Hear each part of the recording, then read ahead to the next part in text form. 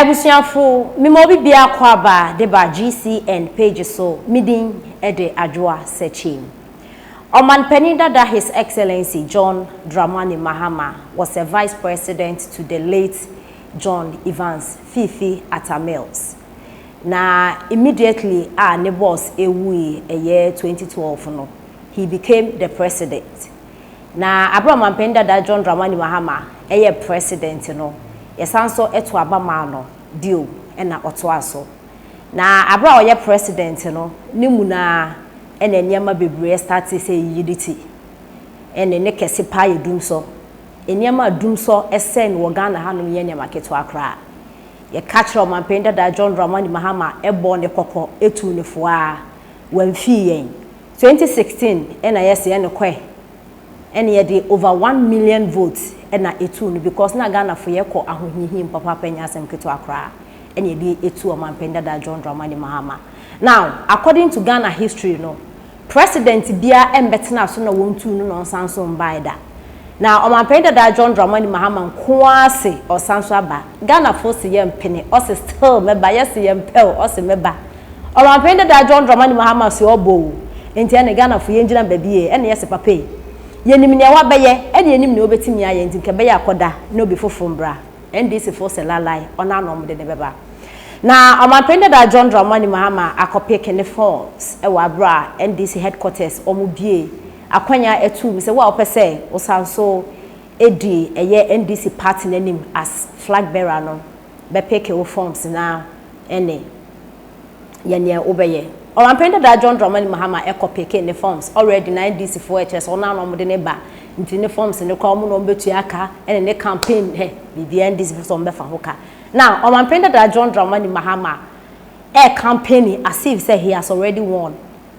sa flag bearership position e koso NDC mi nipa miensa na yi obuti enso Omampenda da John Dramani Mahama bebi a obedu bia ne signboard esi ho as if say we win dada enti no was starting it all say or your campaign enesa na odinkan ede nani etrem ewo ho ekokekan sema wako central region wako sunyane ene Ghana fana na no name wako bebia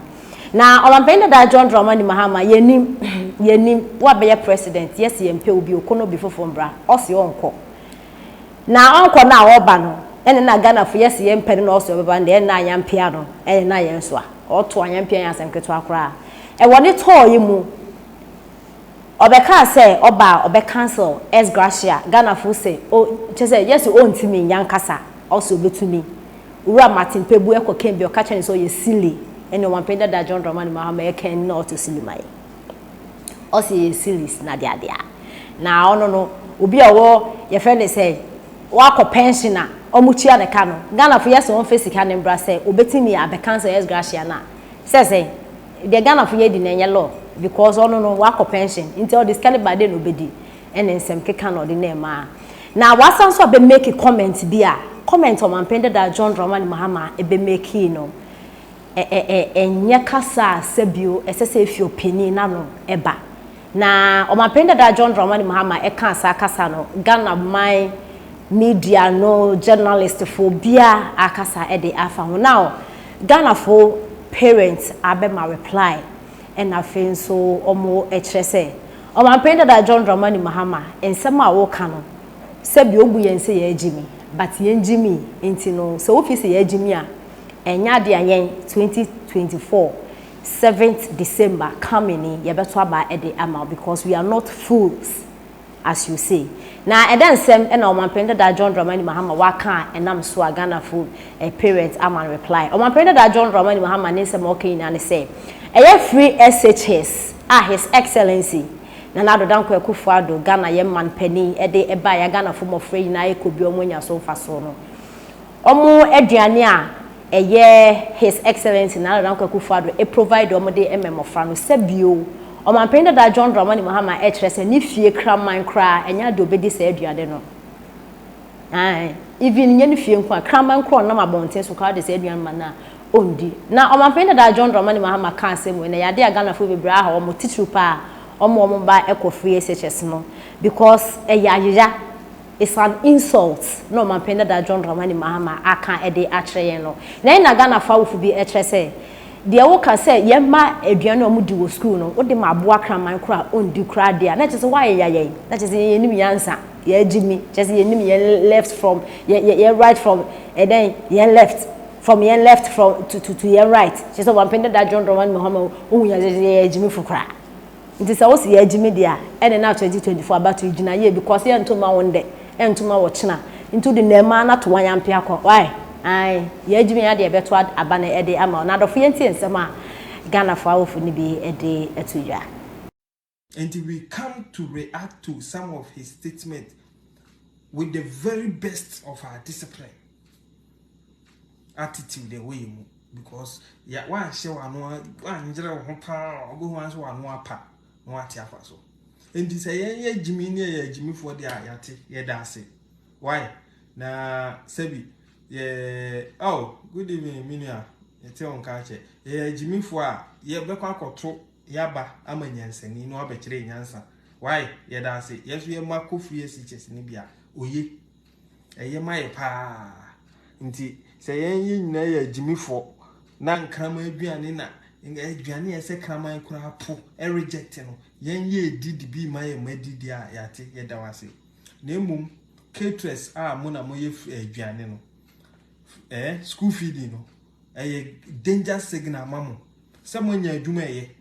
mo ye nya to aba krem na mo koto sebi abahunu pe mo adwuma nyina abom we patch les obo betwam e chese oni crew bia about the free SHS na wahu se aduane a enye yetimi hwe ye ma emu omu kwotena school mu na omu di de opese o kire no ye dissect na asem no se Ghana fo nyina wa obako free SHS bia no John Dramani Mahama se we jimifo asem a onyem na meka won na eka because se wo hwe wutimi hwe eye nhwe ha ema aduane a e wo se ye de ma kraman po ye mfa mma no yetetema obedi for good 3 years 4 years etna school mu dia ene se bi na uye nipa woni adwen nti won we say o Scotland je wonim se nye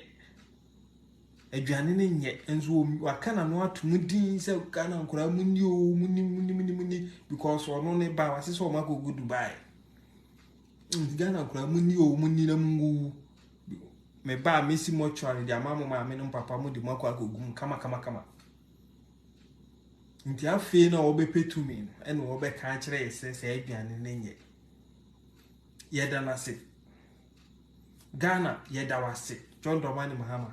say ye mpreko nkramanyo ye bedi asuade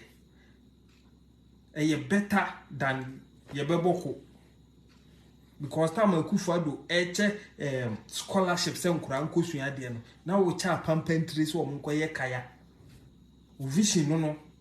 NDC omu vision eti so omodwo nso enko akire egu omu na ho ha ya nti so otimi begina ho di Ghana fo nyina atem se ye jimifo se ye ma eko free SHS ayedase wan kasa wo sori free kunya so no wan kasa wo tra se hwedi no wo se illiterate a wo do omu call as polling agent ene ma wo we 2020 abato na wo tete wo mu ya panfo so obofu nim se obawe ado ati a enko hwe hu yi wo tete wo mu ye mo free education a nka en so the illiterate call him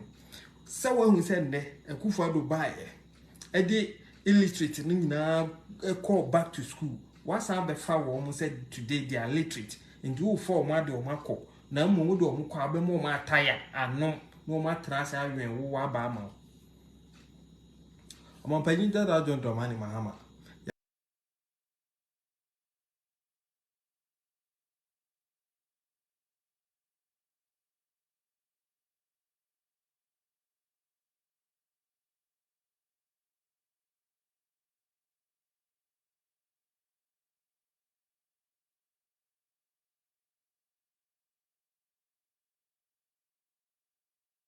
yaka yesi ube kasa ni ebe react a once achewo because ma to me bo because papa we won okasa ya na nim kasa nye de se bi na nim kasa e